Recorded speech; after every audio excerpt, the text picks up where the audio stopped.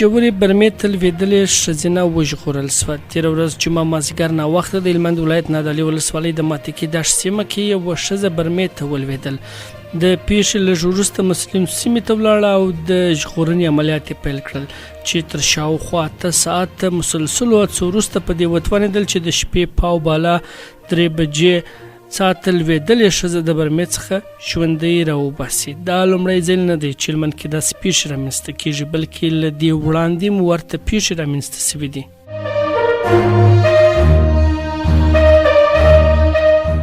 هلمند کې د افغاني سرې میاشتې ریاست لخوا د سیلاب ځپلو کورنیو سره د خوراکي توکو مرسته وسول. د هلمند ولایت په بغران ولسوالۍ کې د افغاني سرې میاشتې ریاست لخوا د 300 سیلاب ځپلو کورنیو سره د خوراکي توکو مرسته وسوه. یا د مرسته د افغاني سرې میاشتې ریاست لخوا د ترکیې هیواد د IHH خیریه بنسټ په مالي ملاتړ چمتو شوی و چې د توزیع پر مهال د بغران ولسوالۍ ولسوال مؤسساتو مسؤل ګډون درلود او د مرستو لړۍ پر مخ یوړل. د یادونې وړ ده چې په وروستیو کې د اسلامي امارت او خیریه مؤسساتو لخوا د بېوزله او سیلاب ځپلو کورنیو سره مرستو ته توجه زیاته شوې ده.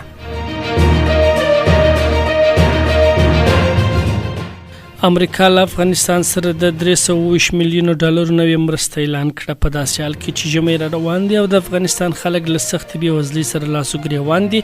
د متحده ایالتونو د بهرنیو چارو وزیر انتوني بلینکن له افغانستان سره د خپل هیواد د نورو 320 میلیونو ډالرو مرسته خبر ورکړ. یونیسف وایي افغانستان کې 3 میلیونه نجونې له ثانوي زده کړو بې برخې دي. د ماشومانو لپاره د ملګرو ملتونو وجهي صندوق تعلیمي څانګې یونیسف ویلي د دوی د اټکل له مخې په افغانستان کې 3 میلیونه نجونې له ثانوي زده کړو لرې پاتې شوي دي. د پاکستان صدر اعظم وایي افغانستان اسلامي امارت د دوحې تړون عملي کړي. د پاکستان صدر اعظم شهباز شریف د افغانستان پر اسلامي امارت غږ کړی دی چې د نجونو د زده کړو او ښځو ته د کاري فرصتونو د برابرولو او بشري حقونو ته د درناوي په ګډون دي ټول افغان وګړو ته انډول فرصتونه برابر کړي. امریکا د ایران خلکو لپاره د انټرنیټ په خدماتو کې اسانتیا راولي. په ایران کې د روانو مظاهرو په اوج کې متحده ایالتونو پرون اعلان وکړ چې د دې هیواد د خلکو لپاره د انټرنیټ په خدماتو کې د اسانتیاوې راولي.